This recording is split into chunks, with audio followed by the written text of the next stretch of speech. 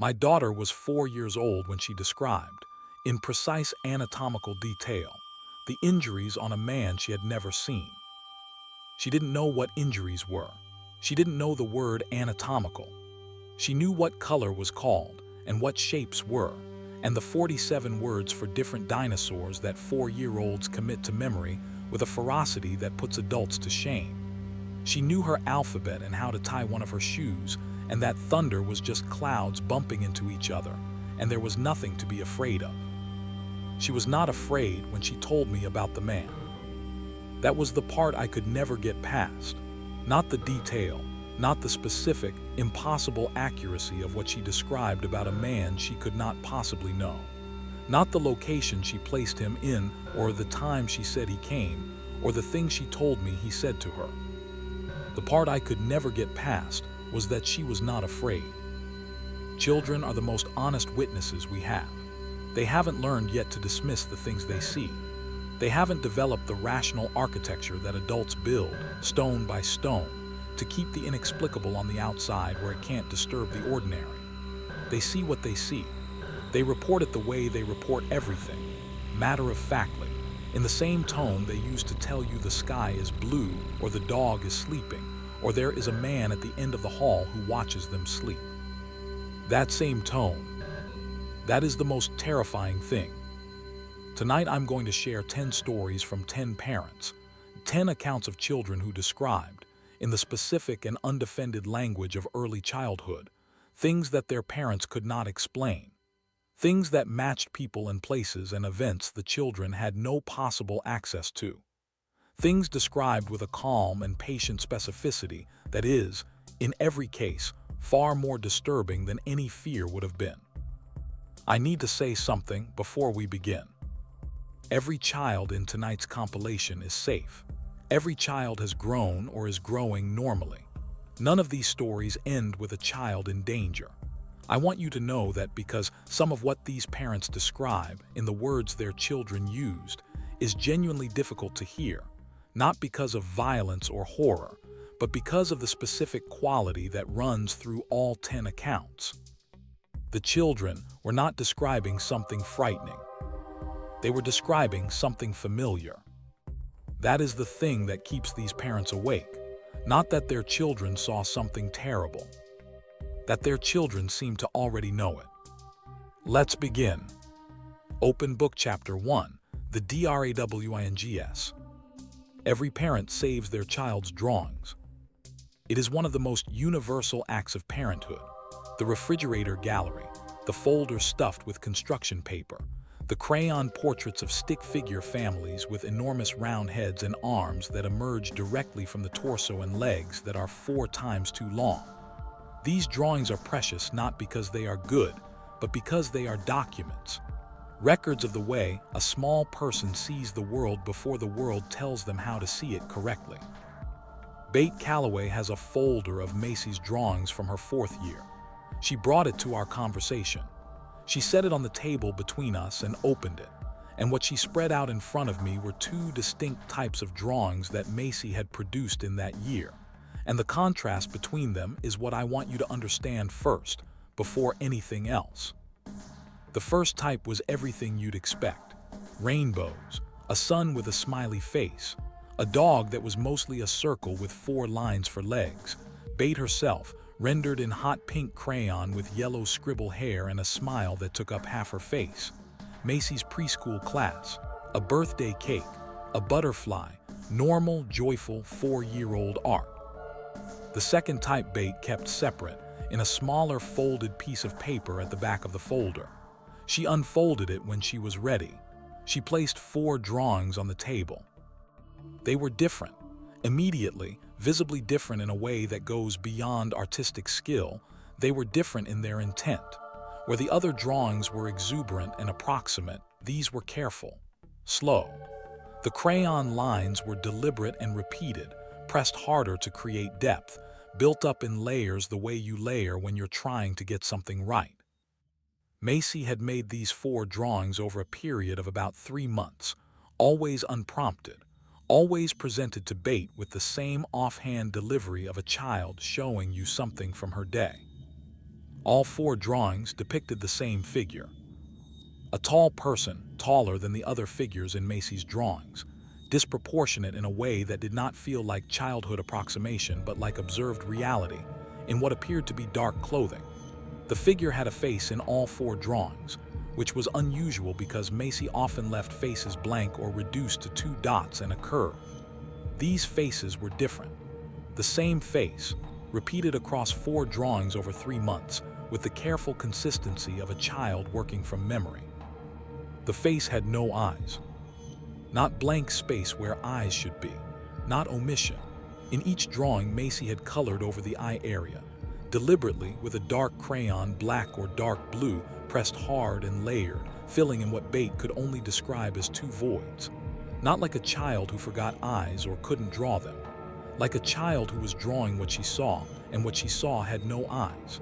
Or had something in the place of eyes that she was trying to represent with the darkest color she could make. Bate had asked Macy about the drawings when the second one appeared. Macy had said, in the easy way of a 4-year-old explaining something obvious, "That's the tall man." Bate said, "Who is the tall man?" Macy said, "He stands at the end of my bed. He watches me sleep."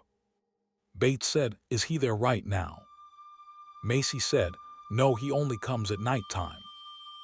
Bate said, with the controlled voice of a mother who is not going to frighten her daughter by frightening herself, "Is he nice?" Macy considered this with the gravity of a 4-year-old weighing a genuine question. Then she said, "He doesn't talk, he just watches. I think he's making sure I'm okay." Bate asked, "Does he ever come close to the bed?" Macy said, "Sometimes, when I'm scared about something he comes closer." She paused, "But I'm not scared of him." Bate said, "Can you describe him for me? What does he look like?" And Macy matter-of-factly said, "Tall, he wears dark clothes, his face is." She stopped. She looked at Bate with the frustrated expression of a 4-year-old encountering the limits of language. "Mama, his face is like when you turn the lights off. You can't see it properly." Bate told me she spent the next week watching Macy carefully, watching for signs of disturbance, of night terrors, of the behavioral indicators that would tell a parent a child was genuinely frightened or disturbed by what she was experiencing. She found none. Macy slept well. She ate well. She laughed and played and drew her rainbows and her stick figure families with the same easy joy she'd always had.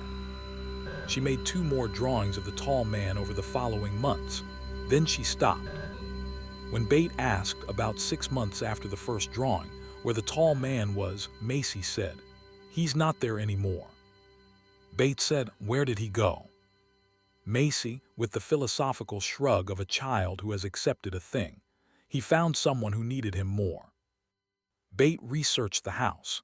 It was a 1950s bungalow on a quiet street. They'd lived there for 3 years, bought it from an estate after the previous owner, an elderly man, had died. She'd known that going in. His name had been Arthur Webb. He had lived alone in the house for the last 12 years of his life. His daughter, Reachable, eventually, through the estate paperwork, described her father as a tall, thin man who wore dark clothing exclusively in his final decade, a personal choice he'd made after his wife died, a kind of perpetual mourning that had simply become how he dressed. She described him as a man who, despite his solitary life, had been extraordinarily attentive to the people he loved. She said, "He had a way of just being there when you needed him. You'd turn around and he was there. He wasn't intrusive. He just wanted to make sure everyone was okay." She said he had very pale eyes, almost colorless. Sometimes in photographs they looked like he had no eyes at all. Bate told me she thanked the daughter for her time and hung up the phone and sat at her kitchen table for a very long time. She still has the 4 drawings. She keeps them in the folder at the back, separate from Macy's other artwork. She's never thrown them away. She told me, "I don't know if Arthur Webb stayed in that house after he died to look after it. I don't know if he extended that to looking after the child who moved in after him. I don't know what I believe about what Macy saw." She paused. But she slept well every night for 8 months while she was drawing him. And the one thing she was clear about every time I asked was that he came closer when she was scared. She folded the paper around the 4 drawings. I think Arthur Webb was a good man, and I think he did in death what he did in life. He just made sure everyone was okay. Macy is 7 now. She doesn't remember the drawings. She doesn't remember the tall man. But she still sleeps, Bate told me, like there is nothing in the dark to be afraid of. Open book chapter 2, the name he knew. Lucas began saying the name in February. He was 3 years and 2 months old. His vocabulary was at the high end of normal for his age. He'd always been verbal, the kind of toddler who narrated everything. A running commentary on his own life conducted with the enthusiasm of a sports announcer covering his first game. He talked constantly about everything, in the loud and unself-conscious way of children who haven't yet learned that internal monologue is an option. David and Rosa were used to this. They were not used to the name. It appeared in Lucas's constant narration the way a new word appears, woven into context, used correctly, deployed with the easy confidence of something already known. He said it at breakfast one morning, between a comment about the color of his orange juice and a request for more toast. Emmett says we should get a dog. David looked up from his phone. Rosa turned from the stove. Rosa said, "Who is Emmett?" Lucas said, "Emmett, he lives here." David said, "Is Emmett a friend from school?" Lucas said, with the mildly exasperated tone of a 3-year-old correcting an adult who has missed something obvious, "No, Daddy, Emmett lives here, in the house." They looked for Emmett in every rational category a parent applies to a toddler's new imaginary friend. Emmett featured in Lucas's school reports. His teachers noted that he spoke about Emmett at home, occasionally, as children do about imaginary companions. The teachers were not concerned. David and Rosa were not initially concerned. What concerned them was the specificity. Imaginary friends, child psychologists will tell you, are often idealized. They are what the child wants them to be, and they shift and change to serve the child's current emotional needs. They rarely have backstories the child has never been given. They rarely have characteristics that are specific and unchanging. They rarely have opinions about things. Emmett had opinions about everything. Over the following months, Lucas reported Emmett's views on a range of household topics with the consistency of someone relaying messages from a real person. Emmett didn't like the new living room rug. Emmett thought the backyard needed more shade. Emmett was sad when it rained because he liked to sit on the back step. Emmett's favorite food had been enchiladas. Lucas said this with the past tense, which David noted with a chill, had been. Emmett said the house was different when they were in it. Better. He liked having people. At 4 months in, David asked Lucas what Emmett looked like. Lucas said, old like Grandpa but with more hair, he has a mustache. Lucas drew a finger across his own upper lip. Right here, a big one. Rosa said, what color is his hair? Lucas said, white, all white. David said, what does Emmett wear? Lucas said, a shirt with buttons and suspenders. He pointed to his own shoulders and drew 2 lines down to his waist, like this. David pulled the property records that evening after Lucas went to bed.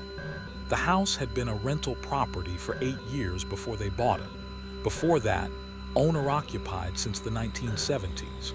The listed owner from 1971 to 2014 was a man named Emmett Ruiz. He had died in the house in 2014 at the age of 79. David found a photograph in an old neighborhood association newsletter archived online, dated 2009. Emmett Ruiz at a community barbecue, identified by name in the caption, standing with his arm around a neighbor. White hair, a thick white mustache, a button-front shirt, suspenders. David showed the photograph to Rosa. They sat with it for a long time. The next day, David took Lucas aside. He said, carefully, Lucas, buddy, can you ask Emmett something for me? Lucas said sure. with the accommodating ease of a child who doesn't see why this is a difficult request. David said, "Can you ask Emmett what his favorite thing about this house is?" Lucas was quiet for a moment, the specific stillness that had become familiar, the moment when he appeared to be listening to something David couldn't hear. Then he said, "The back step in the morning. He says the light comes through the neighbor's tree in a way that's just right." He paused. "He says he sat there every morning for 40 years. David went and stood on the back step the following morning at sunrise. He stood there in the early light and watched it come through the neighbor's mesquite tree, gold and broken into pieces by the branches, moving on the step as the leaves shifted. It was just right. He could see exactly what Emmett meant. He stood there for a long time.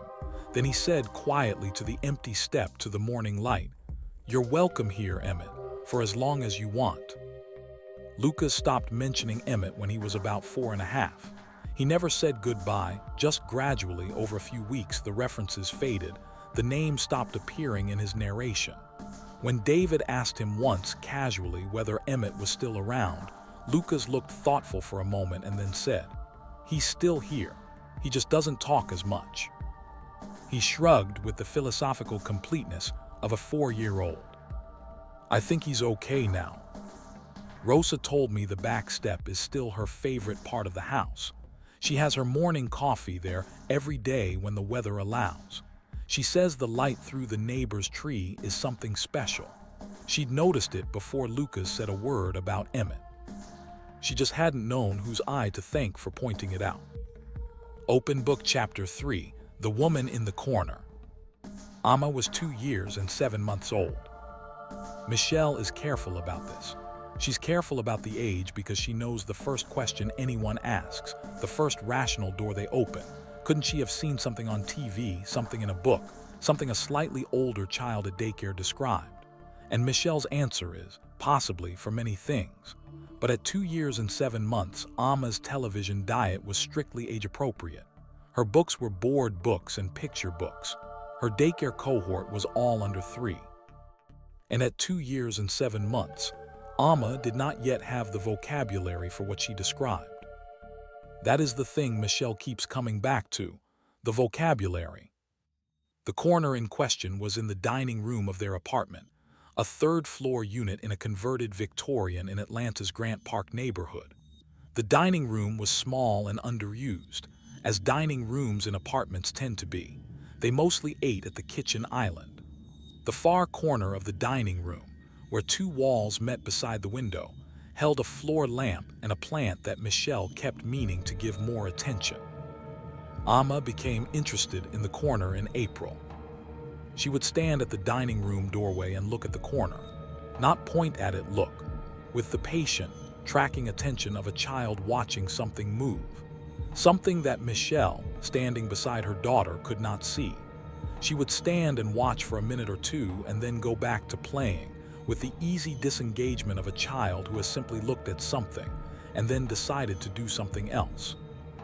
Michelle watched her do this 4 or 5 times before she said anything. She said, "Amma, what are you looking at?"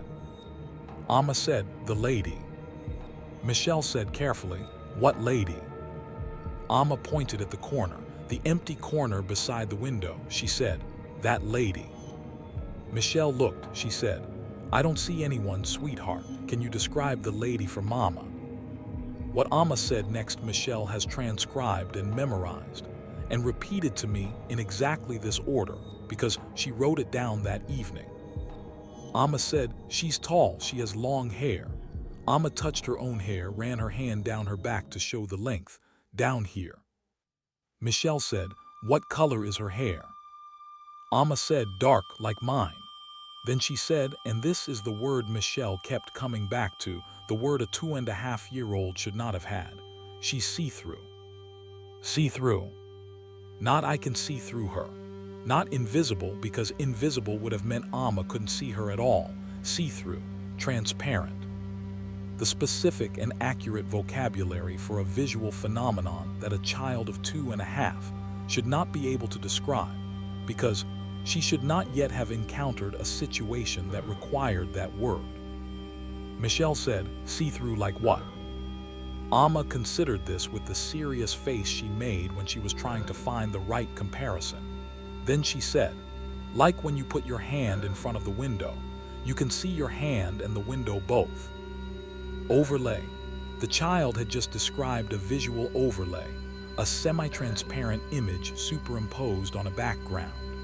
The phenomenological description, from a child who could not yet tie her shoes, of what a ghost is commonly reported to look like. Michelle did not let her expression change. She said, "Is the lady nice?" Amma said, "She's sad." Michelle said, "Why is she sad?" Amma looked at the corner. She tilted her head slightly, the listening tilt that Michelle had begun to recognize.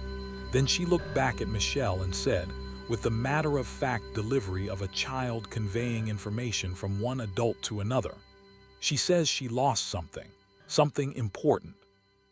Michelle said, "Does she say what she lost?" Amma looked back at the corner, another tilt of the head, then a baby.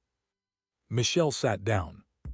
She sat down at the dining room table, in the dining room she barely used, with her 2.5-year-old daughter standing in the doorway looking at a corner where a see-through woman with long dark hair stood saying she had lost a baby. And Michelle sat down because her legs had stopped cooperating. She told me, "I have a journalism background. Before Amma, I was a local TV reporter. I am trained to find the story, find the source, verify." My first response was to think, how could she know this? How could she know the word see-through in that context? How could she have constructed the sentence, "She lost a baby"? Where did she get that? She paused. I couldn't explain it, I still can't. She researched the building's history. The Victorian had been converted to apartments in the 1980s. Before that, it was a family home. Public records, census data, the research of an ex-journalist who knew how to dig, she found what she was looking for within a week. The family who had owned the house from 1921 to 1968 included, in the 1940 census, a woman in her early 30s. The following census, in 1950, listed the same woman, now in her early 40s, but with one fewer child than the household had included in 1940. The discrepancy is the kind that appears in census records for one reason: an infant death. Between 1940 and 1950, this woman had lost a child. Michelle found a death record, a baby girl, 11 months old, 1943, listed as having died at the residence. She sat with that for a long time. She did not tell Amma any of this. Amma was 2.5. What she did was go to the corner of the dining room one evening when Amma was asleep, and she stood in it, and she said quietly to the air, to the see-through woman with long dark hair who had been standing in this corner since 1943 or before, she said, "I'm sorry about your daughter. I'm sorry you're still here with that. I hope you find peace." She paused. "My daughter can see you. She says you're sad. I hope it helps that someone finally said, 'I know, I'm sorry.'" Amma stopped going to the dining room doorway about 3 weeks after that. When Michelle asked her where the lady was, Amma said, "She went away." Michelle said, "Is she okay?" Amma thought about this with her serious face for a long moment. Then she said, "I think someone told her she could go." Open Book Chapter 4. What THEO told the police. This is the account that made me question everything I thought I knew about how children access information. I want to be clear at the outset. Theo was never in danger. His parents were never in danger. What Theo knew, what he described with the specific, technical, impossible accuracy of a 5-year-old, is the thing that 2 Portland police detectives, when they reviewed the case file years later, told Janet they could not account for. The Mercer family moved to Portland in the summer of 2018, when Rob accepted a position at a tech company there. They rented a 3-bedroom house in the Woodstock neighborhood, a 1940s Craftsman, solid bones, a backyard with an apple tree that Theo immediately loved. They were there for 6 weeks before Theo said anything. The first thing he said was at dinner on a Tuesday evening. He was 5 years old, started kindergarten that fall, an imaginative, serious-faced boy who his teachers described as an old soul. In the harmless way teachers use that phrase for children who think before they speak. He was eating his pasta and he said, without looking up, "The man in the garage is sad." Rob said, "What man, buddy?" Theo said, "The one in the garage. He sits on the floor and he cries sometimes." Janet said, "Have you been in the garage, Theo?" The garage was detached, accessed from the backyard, and Rob kept it locked. Theo confirmed he had not been in the garage. He had seen the man through the window in the side door. Rob checked the garage. It was locked, empty, undisturbed. They told Theo his imagination was very active, and that was a wonderful thing, and there was no man in the garage. They did not believe this entirely, but they believed it enough to say it, which is a distinction most parents understand.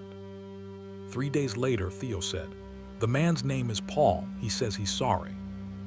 Janet put down what she was doing. She said, "Theo, who told you the man's name?" Theo said, "He did.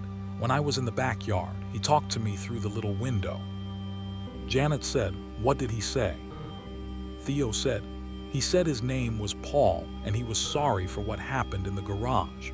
He said he didn't mean for it to be like this." Janet told me she felt the specific cold that moves from the back of your neck down your spine when something you cannot explain announces itself clearly. She sat Theo down and she asked him calmly to tell her everything Paul had said. Theo, with the cooperative seriousness of a 5-year-old being asked a direct question by an adult, told her. Paul had said he used to live in this house. He had said he was sorry for what had happened and that he hadn't meant to leave a mess for everyone. He had said the garage was his space, and he hoped the family wasn't using it much because he needed somewhere to go. He had said he was sad and he didn't know how to stop being sad. And he had said, and this is the detail that broke Janet open, he had said he was sad mostly because his daughter didn't know what had happened, and he needed someone to tell her it wasn't her fault. Janet called the property manager that evening. She asked about the house's history. The property manager was professional and somewhat guarded. She said she wasn't at liberty to discuss previous tenants' personal matters. When Janet pressed, explaining that her 5-year-old son was describing a man named Paul in the garage who spoke about having died there, the property manager was quiet for a moment and then said, very carefully, "I think you should speak with the previous owners. Not the ones who listed it as a rental, the family before them." It took Janet 2 weeks to find the family. A woman named Carol who had owned the house until 2015, when she'd sold it and moved to Eugene.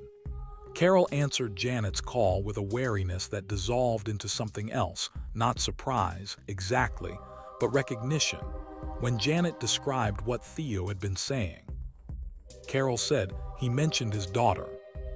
Janet said yes. Carol said, "Paul was my brother. He died in 2014 in the garage." She stopped. It was ruled a suicide. His daughter, my niece, she was 14. She's never accepted it. She has never believed he did it on purpose. Janet said, "Paul said to tell her it wasn't her fault." Carol was quiet for a very long moment. Then she said, Would you be willing to talk to her? She's 18 now. I can ask her if she stopped. She needs to hear that." Janet agreed. She spoke with Paul's daughter on the phone for 2 hours. She told her everything Theo had said. She told her that the man in the garage, her father, had said he was sorry and he hadn't meant to leave a mess, and most importantly, he needed someone to tell her it wasn't her fault. The girl was quiet for a long time. Then she said, "He used to call the garage his thinking space. He'd go out there to think. He said it was the one place in the world that was just his." Theo stopped talking about Paul 2 weeks after Janet made those phone calls. The last thing he said about him was delivered at breakfast with the same offhand tone he'd used for everything else. "Paul says thank you. He says he can go now." Janet told me she cried for 20 minutes after that. Not from fear. From the specific and complicated relief of something unfinished becoming finished. She said, "My 5-year-old son was the bridge. Whatever Paul needed to say to his daughter, through whatever thin place exists between wherever he was and wherever we are, he found my son. He found Theo." She was quiet. "Theo has no memory of it. I've never told him. He's 8 now and he doesn't remember Paul at all. But I think about it every time I look at my son, the fact that whatever he was at 5 years old, whatever that openness was, it was enough. It was exactly what Paul needed." She said, "I think some children arrive in the world still remembering something the rest of us have forgotten. Something about the door between where we come from and where we are. And for a little while, before the world closes that door all the way." She stopped. "For a little while, they can still hear the knocking." Open Book Chapter 5, The Photograph. Grace described the woman for 6 months before her parents found the photograph. She described her consistently, in installments, a new detail here, a clarification there, the way a child tells a long story, returning to it over time, adding layers as language develops or as memory supplies more. The details never contradicted each other. Across 6 months of intermittent description, the woman Grace saw remained exactly the same. Patrick and Simone kept notes. They did not intend to. They were not the kind of people who anticipated needing notes on their 4-year-old's descriptions of a person she claimed to see in their house. But the descriptions were so consistent and so specific that Simone found herself, after the 3rd or 4th conversation, reaching for her phone to type what Grace had said. She was a nurse. She defaulted to documentation. By the time they found the photograph, Simone had filled 2 pages of notes. Here is a partial list of what Grace described across those 6 months. The woman was old like a grandma, but not my grandma. She wore a dress, always described as being the color of the sky when it's going to rain. She had glasses, the kind that pinch your nose, not the kind that go on your ears. She wore her hair pinned up like when Mama does it for church, but tighter and higher. She smelled like something Grace called the flower soap in the green bottle, gardenia, Simone eventually translated. She sometimes held something in her hands that Grace described as a book with no pictures. She sat in the armchair in the living room. She sat in it like she owned it. The house was a rental. Simone's grandmother had owned it from the 1950s until her death in 2019, at which point it had passed to Simone's mother, who rented it to Simone and Patrick at a below-market rate that functioned as a quiet form of inheritance. Simone had spent time in the house as a child visiting her grandmother, but did not have strong memories of it.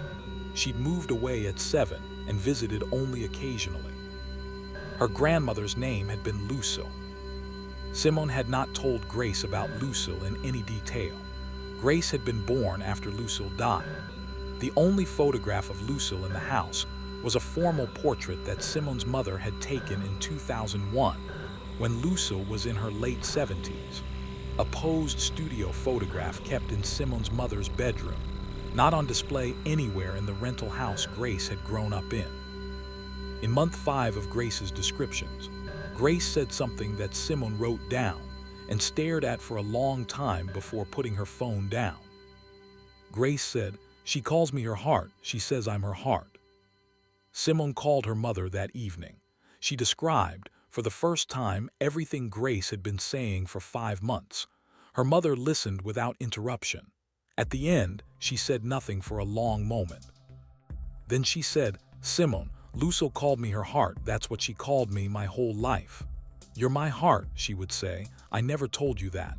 I never used that phrase with you.'" Simone drove to her mother's house the following weekend. She brought Grace. While her mother and Grace were in the garden, Simone went to her mother's bedroom and looked at the portrait of Lucille. Rain-colored dress, glasses that pinched the nose, the clip-on style, old-fashioned from an era before side arms were standard. Hair pinned high and tight in the old way. The portrait was from 2001, but the style was decades earlier. Lucille had continued dressing as she had dressed in 1965 for the rest of her life. A woman of fixed habits. Simone went to the garden. She brought Grace inside. She brought Grace to the bedroom. She showed Grace the portrait on the dresser. Grace looked at it for a moment. Then she smiled the wide, completely natural smile of a child seeing a familiar face. She said, "That's her. That's the lady from the chair." She looked at Simone. She said, "Do you know her, Mama?" Simone said, and she was crying by now, in the way of someone who has been holding something for 5 months and has just been given permission to put it down. She said, "Yes, baby, I know her. She's my grandmother. She's your great-great-grandmother." Grace thought about this with her serious 4-year-old face. Then she said, "She says you never have to worry about being a good mother. She says she already knows." Patrick told me he wasn't in the room for that moment. He was in the kitchen with Simone's mother. He heard Simone cry from the next room, and he didn't ask what had happened for about 20 minutes, giving her time. When she told him, he sat at the kitchen table and put his head in his hands for a moment and then said, "I need someone to help me understand how a 4-year-old knows what gardenia smells like." Simone said, "She said it was the green bottle soap. Lucille always bought the same gardenia soap. It was in the bathroom. Grace would have encountered it every time she used that bathroom." Patrick said, "The dress, the rain color." Simone said, "Old women who wore specific colors often wore them for decades." Patrick said, "The glasses." Simone said, "Could be from a book." Patrick said, "The hair." Simone said, "Nothing." Patrick said, "My heart." Simone said, No, I don't have an explanation for that one." Grace still uses the armchair in the living room. She treats it with a particular reverence that neither Patrick nor Simone has encouraged. She asks before she sits in it, which is not something she does with any other furniture. She says it's the lady's chair and she's just borrowing it. The lady, Grace says, doesn't mind sharing. Open Book Chapter 6, The Previous Life. This account is different from the others. The others involve children who describe someone outside themselves, a visitor, a presence, something perceived in a room or a corner or through a window. Hiro's account involves something that Keiko found far more difficult to process because the someone Hiro described was not outside him. It was him, a version of him, a previous version. Keiko is not a believer in reincarnation. She was raised in Japan in a nominally Buddhist household, but describes her relationship with those traditions as cultural rather than devotional, the ceremonies and customs of a culture, not a theological framework she actively applied to her life. She moved to the United States at 24, married, had Hiro at 32, and was living what she described as an ordinary, comfortable, largely secular life in Seattle when her 3-year-old son began telling her about the other time he lived. It started at bath time. Hiro was in the tub, doing what 3-year-olds do in baths, narrating, playing, treating the rubber duck like a character in an ongoing drama, when he said, without any particular emphasis, "I had a different bathtub before. It was white and it had feet." Keiko, washing his hair, said, "A different bathtub where?" Hiro said, "Before, in my other house." She assumed he meant a house they'd visited, a relative's or a friend's. She asked which house. Hiro said, "My old house, before I was Hiro." Keiko set down the shampoo. She asked carefully what he meant. Hiro explained, with the frustration of a child conveying something he considered self-evident, that before he was Hiro, he had been someone else. He had lived in a different house. He had a different name. His mother had been different. He had, and this is the detail that made Keiko grip the edge of the tub, he had died. He had been sick for a long time, and then he had died, and then he had come back as Hiro. She said, "What was your name before?" Hiro thought he said, "Jimmy," he paused, "or James. Mama called me James, Dad called me Jimmy." She said, "Where did you live?" Hiro said, "Far away, not here, there was a lot of grass," he thought more. "And a red barn, our neighbor had a red barn." She said, "What happened? How did you get sick?" Hiro said, My chest hurt. It hurt for a long time, and then I was too tired, and then I came here." He looked at her with the simple clarity of a child who has said the thing that needed to be said. He said, "I'm glad I'm Hiro now. It's better." Over the following 8 months, Keiko gathered details in the careful, methodical way of someone who does not believe but cannot dismiss. Hiro offered them readily when asked, without drama or distress, the way you discuss a vacation from years ago, something real but distant. He described a farmhouse, white with a green roof, a wooden kitchen with a window over the sink that looked out to a field.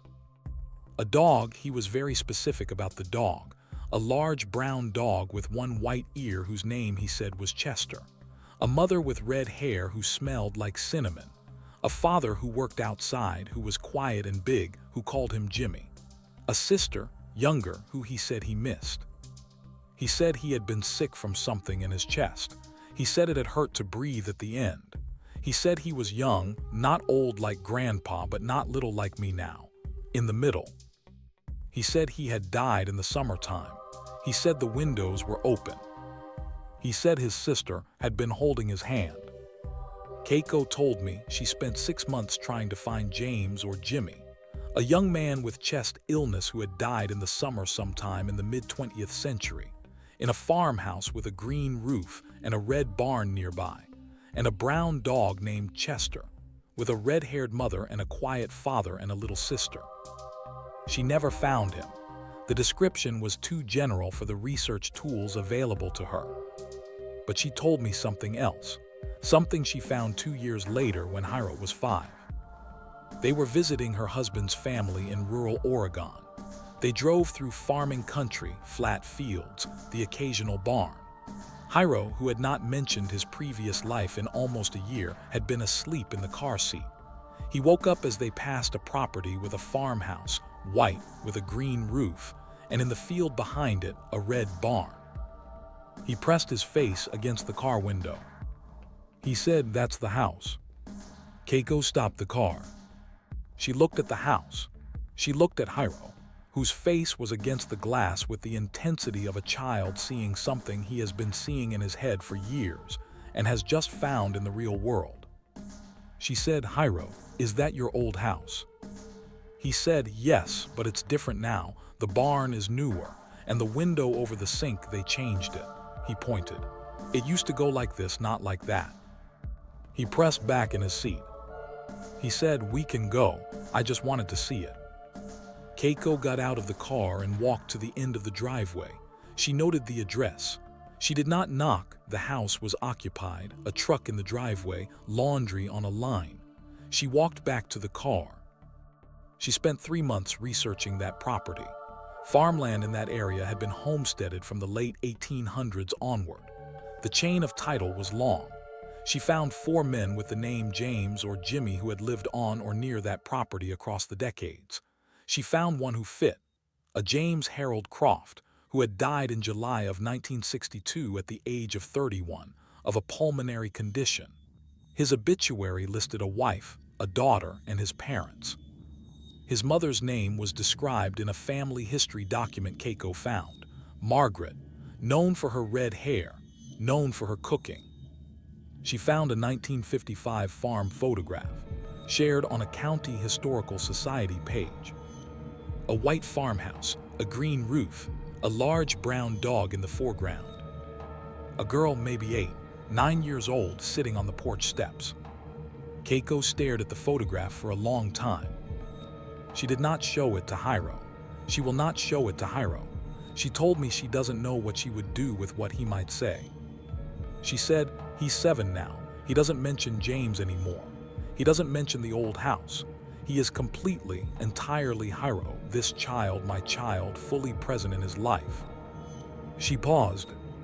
"But sometimes I look at him, and I think about a boy named Jimmy who died in July in 1962 with the windows open and his sister's hand in his.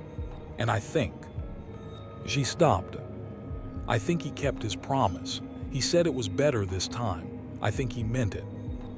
Open Book Chapter 7, The Thing by the Tree. Not every account in tonight's compilation is warm. I want to be honest about that. The majority of the stories I've shared tonight involve presences that were, in some sense, benign: grandmothers checking on grandchildren, previous owners watching over their homes, a father trying to send a final message to his daughter. The children in those stories were calm. The entities, as best anyone could determine, were not malicious. This one is different. Marcus was clear about that from the first minute of our conversation. He said, "I need you to understand that what my son described was not something I am willing to make peace with. I have never made peace with it. I moved my family because of it, and I would move them again."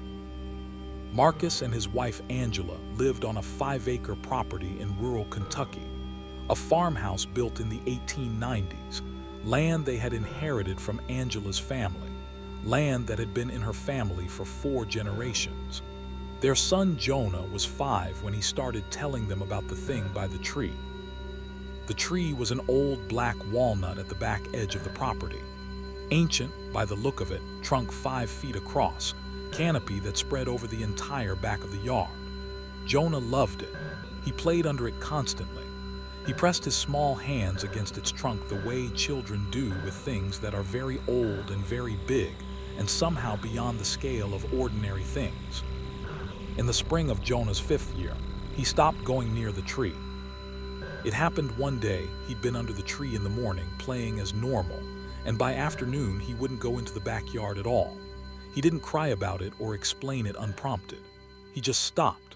When Marcus asked him why he wasn't playing outside, Jonah said, in the flat tone of a child who has made a decision, "I don't like the man by the tree."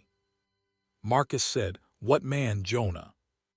Jonah said, "The one who stands by the tree. He's there a lot now." Marcus went outside and looked at the tree.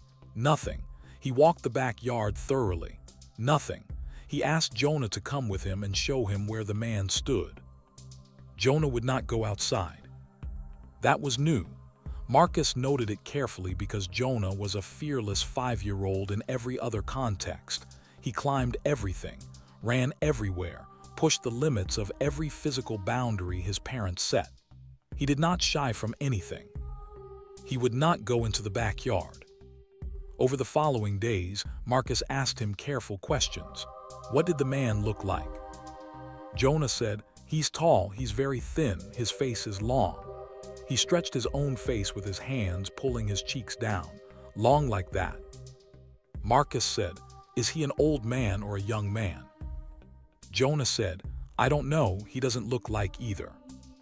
Marcus said, "What is he wearing?" Jonah said, "Dark, all dark." Marcus said, "What is he doing when he's by the tree?"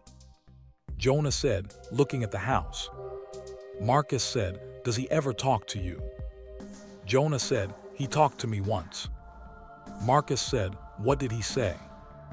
Jonah looked at him with the serious, flat eyes of a child who has been carrying something and is deciding whether to put it down. He said, I wasn't supposed to be here. He said this was his place and we weren't supposed to be here and we should go." Marcus said, "Did he sound angry?" Jonah said, "Not angry, worse than angry." He thought about this. "Like when you tell me something important and you mean it all the way." Pause. Marcus called Angela's mother. He asked about the tree. Angela's mother had grown up on that land and knew its history more specifically than any document would. She was quiet when Marcus described what Jonah was seeing. Then she told him a story that Angela had never told Marcus because Angela had never heard it.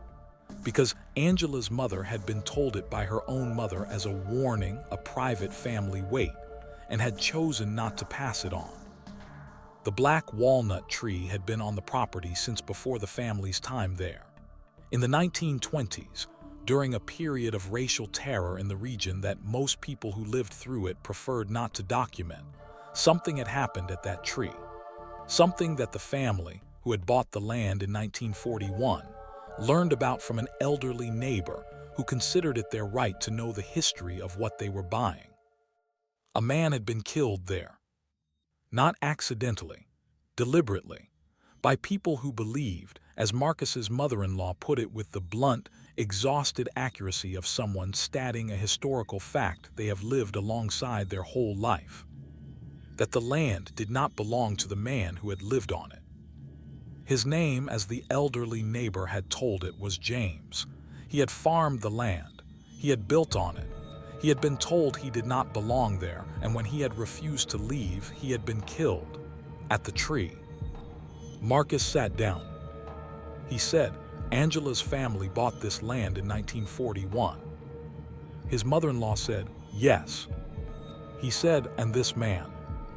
She said, has been here since before anyone who is alive now can remember. Yes. Marcus said, he told my son this was his place. She was quiet, then she said, it was. Marcus told me he did not sleep for 3 nights after that conversation.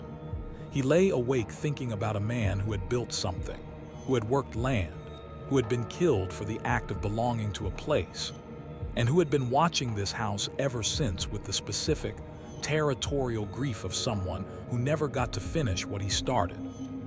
He said, I don't think he was evil. I don't think he was malicious. I think he was furious. I think he has been furious for 100 years. I think he saw my son under his tree and he told him the truth. This is my place. I have not left. I will not leave. Marcus's family moved in the fall of that year. He gave a reason to Angela's family that was practical and not untrue: job relocation, better schools. He did not explain the real reason, which was simpler. He said, I could not raise my son on land that belonged to a man who was killed for the act of owning it. I could not do that. Whatever rights my wife's family had to that property, whatever legal title, there was a man at that tree who had been there longer and had never left. He said, Jonah stopped talking about him the week we left. Never mentioned him again. He's 10 now. He doesn't remember. A long pause. But I do. I remember what my 5-year-old said. He doesn't look angry. He looks like when you tell someone something important and you mean it all the way. He was quiet. James meant it all the way. That was his land. That was his tree. And no piece of paper that changed hands after his death made it otherwise. Marcus said he hopes James is still there, still by his tree, still on his land. He said, I hope someone eventually does right by him. I don't know what that looks like. I don't know what rights the dead have.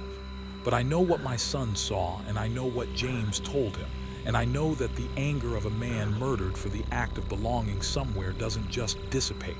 It stays. It waits. He looked at his hands. It should stay. It should wait until someone does right by it. Open Book Chapter 8, The Birthday Song. Nell sang a song. This would not normally be remarkable. 3-year-olds sing constantly, absorbing and reproducing music with the unconscious fidelity of small recording devices, filling the house with the songs from their shows and their nursery classes, and the radio their parents play in the car. Singing was, for Nell, a constant. The song she sang in October was not one Fiona or Greg recognized.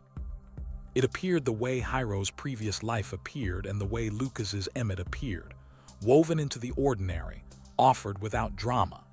Nell was playing with her blocks on the living room floor, and she was singing, as she always was, and Fiona was in the kitchen, and it took her a full minute to register that the song was not something she knew.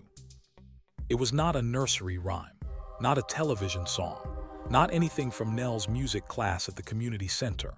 It had a melody that was genuine, not hummed approximation, not the formless singing of a child making things up, but a real and structured melody with a specific pattern of notes that repeated.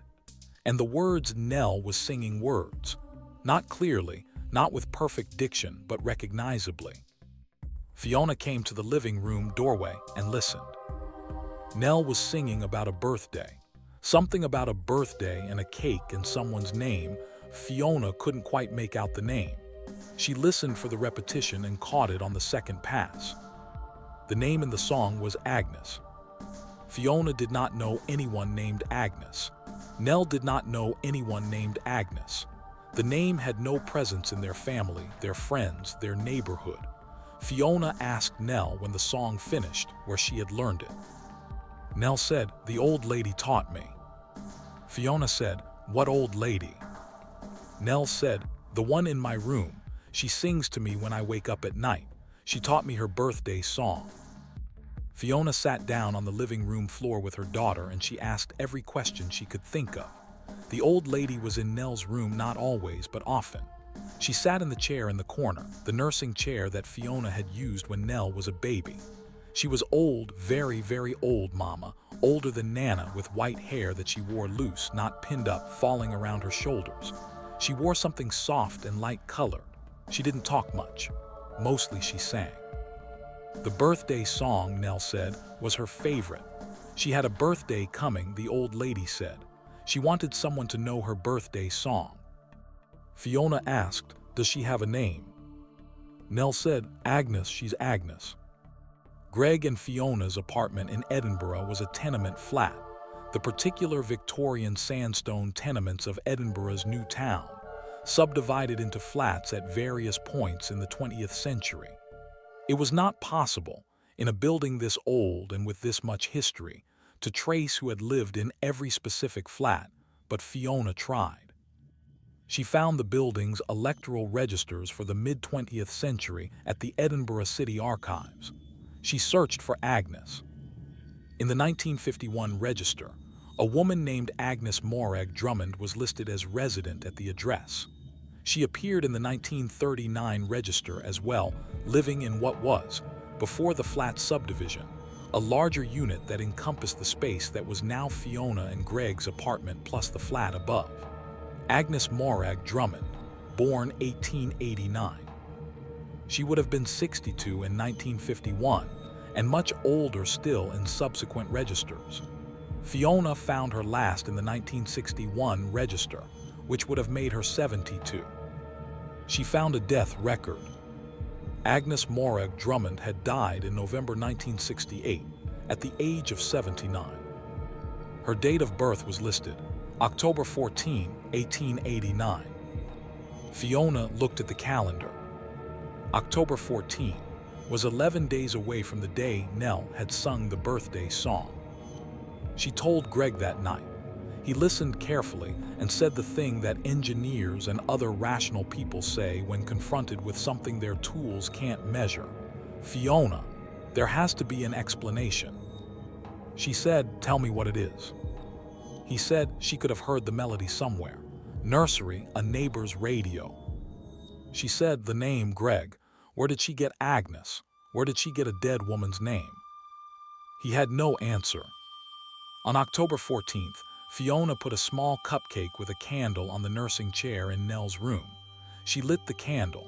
She sang happy birthday quietly in the empty room.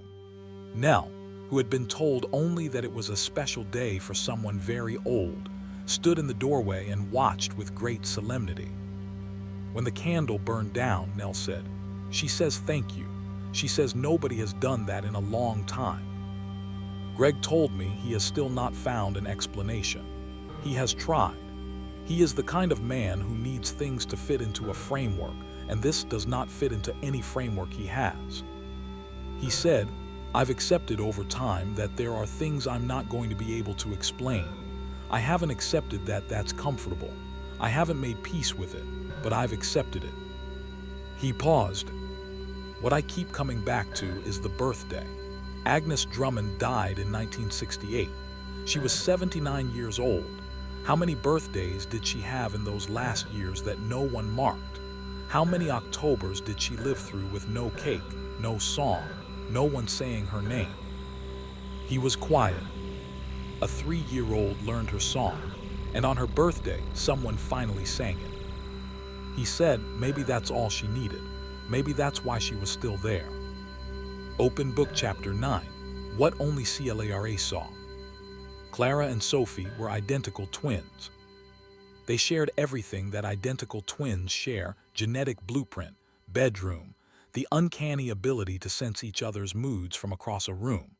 Their temperaments were different enough to be reliably distinct. Sophie was louder, more physical, more immediately social. Clara was quieter, more deliberate, the kind of child who watched before she participated and always seemed to be listening to something the room wasn't quite providing. They moved to Chicago when the girls were 3. By 4, Sophie had made 4 best friends on the block and could name every child in her preschool class. Clara had made one best friend, the woman she called Mrs. Haverford. Diane first heard about Mrs. Haverford from Clara in the early spring of their first year in the Chicago house. Clara told her the way she told her everything, quietly, in the specific conversational register Clara used for important things, like she was confiding something that had been waiting for the right moment. She said Mrs. Haverford lived in the house and she was very nice, and she told Clara stories. Diane asked Sophie if she knew about Mrs. Haverford. Sophie said, "Clara's friend. No, I never see her." This was the first thing that Diane registered as significant. Sophie, who shared a bedroom with Clara, who was with Clara every waking moment, who had inherited their father's uncanny social perception. Sophie could not see Mrs. Haverford. It was not that she doubted Clara. Sophie believed Clara completely, with the absolute sibling faith of a twin. She just said, matter-of-factly, that she'd never seen her. Clara described Mrs. Haverford in sessions. Diane, a social worker herself, with enough clinical background to recognize that what Clara was producing was outside the normal bounds of childhood imaginative play, eventually arranged a consultation with a child psychiatrist colleague. The psychiatrist, a woman I'll call Dr. M, conducted several play-based sessions with Clara over a period of weeks. She produced a formal write-up that she shared with Diane and that Diane shared with me. I'm going to read from it directly. Dr. M writes, Clara presents as a developmentally typical 4-year-old with strong verbal skills and a rich inner life. Her descriptions of Mrs. Haverford are detailed, consistent across sessions, and not consistent with typical imaginative play constructs. Typical imaginary companions are flexible. They change to serve the child's emotional needs. They absorb the child's wishes. They are extensions of the child's own psychology. Clara's Mrs. Haverford does not flex. Across 5 sessions spanning 6 weeks, the description of this figure remained exactly consistent. Additionally, Clara demonstrated knowledge of specific details regarding this figure that she cannot, under any explanation I have been able to construct, have acquired from any source available to her. Dr. M goes on to list what Clara described. Mrs. Haverford had lived in the house for a long time. She had gray hair she wore in a braid over one shoulder. She wore an apron, the kind that ties in the back, and she smelled like bread. She had hands that Clara described as rough and dry like Papa's hands in winter.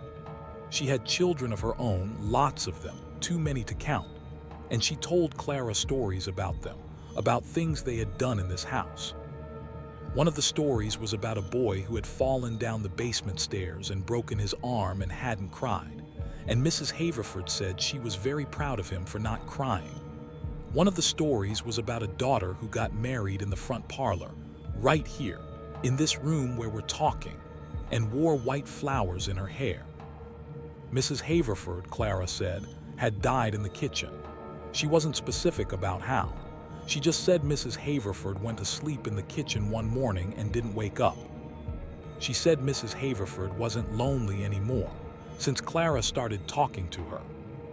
Dr. M's write-up concludes, I'm not able to offer a clinical explanation for the specific, verifiable details in Clara's account. I can offer an assessment of Clara's psychological state, which is healthy, well-adjusted, and showing no indicators of distress or pathology.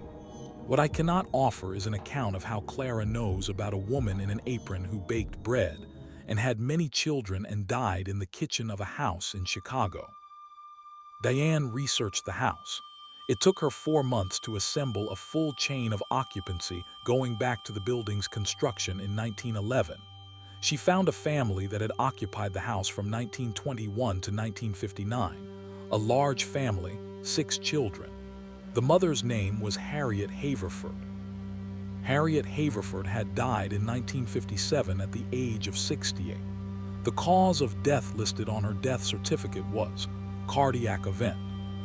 She had died in her home. The property assessor's records from 1921 listed the kitchen as the largest room on the ground floor, the functional center of a household with 6 children to feed. Diane found a photograph in the Chicago Historical Society archive, a neighborhood block photo from the 1930s, families on their stoops, labeled in pencil on the back. The Haverfords are labeled Harriet in the center, surrounded by children and a husband, gray hair braided over one shoulder, an apron tied in the back. Rough working hands. Diane showed the photograph to Dr. M, not to Clara. Dr. M stared at it for a long time. Then she said, in the precise and careful language of a clinician who is approaching the limit of her professional vocabulary, "I need to add an addendum to my assessment. Clara is 8 now. She stopped talking about Mrs. Haverford around the time she started first grade. When Diane has asked, carefully, Clara says she's not sure, that Mrs. Haverford doesn't come around as much, but that she still sometimes smells bread in the kitchen, and that's how she knows she's still there. Sophie, asked the same question, says she doesn't smell anything. She says this without judgment, the tolerant acceptance of a twin who has always known that Clara perceives things she doesn't. Clara just gets more, Sophie said once in the matter-of-fact way of an 8-year-old. She always has. Diane told me the hardest part of the whole experience was not the research, or the psychiatrist's report, or even the photograph. It was something Clara said in the 3rd session with Dr. M something that Diane heard through the observation window. Dr. M had asked Clara what Mrs. Haverford's favorite thing about the house was. Clara thought about it, then she said, "Children." She says a house without children in it isn't really a house, it's just rooms. She looked at Dr. M with her quiet, deliberate eyes. She waited a long time for children to come back. She says she's glad we're here. Open book chapter 10, the last thing Noah said. I saved this one for last because it is the only account in tonight's compilation that I cannot frame as anything other than what it is. Not warm, not resolved, not a case of a benign presence offering comfort. This is a case of a 4-year-old who described something specific, verified, and deeply disturbing, who described it once with complete calm and then never mentioned it again, and who left his parents with a question they have been unable to put down for 3 years. Anna and Michael moved to Duluth in the spring of 2021. They bought a 1920s Craftsman on a quiet street near the lake, their first home, purchased with the particular excitement of people who have wanted something for a long time and are finally holding it. Noah had turned for the previous month. He was a sunny, physical, uncomplicated child, the kind of 4-year-old who greets the world with appetite, who wakes up ready, who has not yet discovered that things can be difficult. Nothing unusual happened for the first 6 weeks. The house was normal. Noah was normal. They were happy. On a Tuesday evening in May, Michael was giving Noah a bath. Anna was in the kitchen. Noah was in the tub doing the thing 4-year-olds do in baths, narrating a drama involving several rubber boats and the complete destruction of a washcloth city. Michael was half listening, thinking about work, sitting on the closed toilet lid the way fathers sit during bath time, present but not fully there. Noah interrupted his boat narration to say, conversationally, "Daddy, the girl says this was her room." Michael focused. He said, "What girl, buddy?" Noah said, "The girl who used to live here. She says her room was up here and she doesn't like it that it's a bathroom now." Michael said, "There's a girl up here." Noah said, "Not right now, but she comes sometimes. She's not scary, she's just sad." Michael said, "Why is she sad?" Noah, pulling the plug from the drain with the satisfied gesture of a child ending a successful bath. "She misses her mom." Michael dried Noah off and put him in pajamas and brought him downstairs and told Anna in the kitchen while Noah watched his show in the next room. Anna listened with the particular stillness of a person sorting through responses. She said, "Okay, we'll watch it. We'll see if he mentions it again." Noah did not mention it again. Not once. Not over the following weeks, the following months. When Michael asked him once casually about the girl, Noah looked at him blankly and said, "What girl?" with the complete sincerity of a child who had no memory of the conversation. Anna researched the house. She was thorough. She'd done the research before the purchase too, standard due diligence. Nothing unusual in the property's history that she'd found then. She went deeper now. She found what she was looking for in the archives of the Duluth News-Tribune.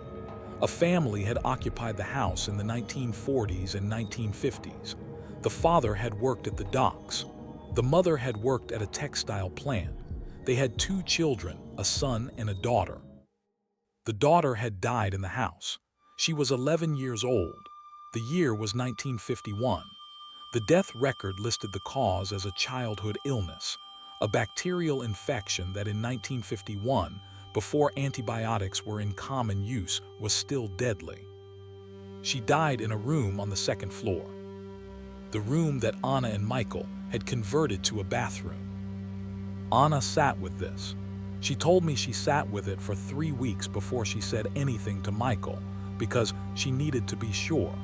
She needed to be sure she wasn't constructing a connection that wasn't there. But the room, the sadness, the missing her mother. An 11-year-old girl dying of an infection in 1951, upstairs in what was now a bathroom. Her mother alive, her mother would have been there at the bedside in that room. A child dying young in pain, wanting her mother. Anna told Michael. He listened. He was quiet for a long time. Then he said, "What does she want? If she's still there, what does she want?" Anna said, "I don't know." Noah didn't say. Michael said, "Is there anything we can?" Anna said, "I don't know." They have lived in the house for 3 years. Nothing further has happened. Noah, now 7, has never mentioned the girl again, with or without prompting. He sleeps in his room on the 2nd floor without complaint or disturbance. He is, by every measure, fine. But Anna told me something that she has never been able to resolve, and that she submitted this account specifically to put on record somewhere. She said, "I think about her. I think about her constantly. An 11-year-old girl who died in 1951 in a room that is now our bathroom, and her mother who was there and what that must have been. And I think about what Noah said. She misses her mom. She said, her mother is long dead too. They're both gone. So why is she still missing her? Why, 70 years later, is an 11-year-old girl still missing her mother in the room where she died?" She stopped. She was very controlled. She is the kind of woman who keeps herself controlled, who marshals things, who does not let things overflow. But her voice changed on the last thing she said. She said, "What does it take? What does it take to miss someone so much that 70 years isn't enough? That you are still there in the room where you died, still a child, still waiting for your mother to come?" A long silence. She said, "I hope she finds her. I hope wherever they both are, wherever people go, I hope her mother found her. I hope they are together." She looked at me. Because if they're not, if she is still in that room, still 11 years old, still waiting. She stopped. That is the saddest thing I have ever heard of. And sitting across from her, I found I had nothing to say that would make it less so. 10 children, 10 descriptions. 10 presences that the adults in the room couldn't see but their children could, clearly, calmly, with the undefended honesty of people who have not yet learned what they're not supposed to believe. A tall man with a dark face watching a little girl sleep.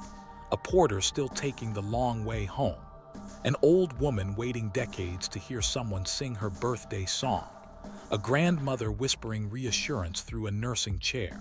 A murdered man at his own tree. An 11-year-old still missing her mother in a room that became a bathroom. Here is what stays with me. In every one of these accounts, the adults, the parents, the researchers, the psychiatrists, the people with frameworks and vocabularies and professional tools for making sense of the world were the last to know. They were the ones who explained it away. Imaginary friend, sleep state, environmental cue, pattern recognition, grief processing. Their children simply looked and saw. We spend so much of childhood being taught what not to see, what not to believe, what to dismiss, rationalize, explain away. We teach children this the way we teach them everything, gently, repeatedly, with the best intentions, because we need them to function in the world we live in. But for a little while, just for a little while before the world closes that door, they can still see what's on the other side. If your child has told you something, described someone you couldn't see, named someone who should be impossible to know, drawn a face that matched someone they've never met, you know where to find me. Tell me what they said. I'll believe you. And if you are a parent watching this right now, if somewhere in the back of your mind, a story surfaced while you were listening, something your child said once that you wrote off and never came back to, maybe it's worth coming back to. Maybe it's worth asking what they saw.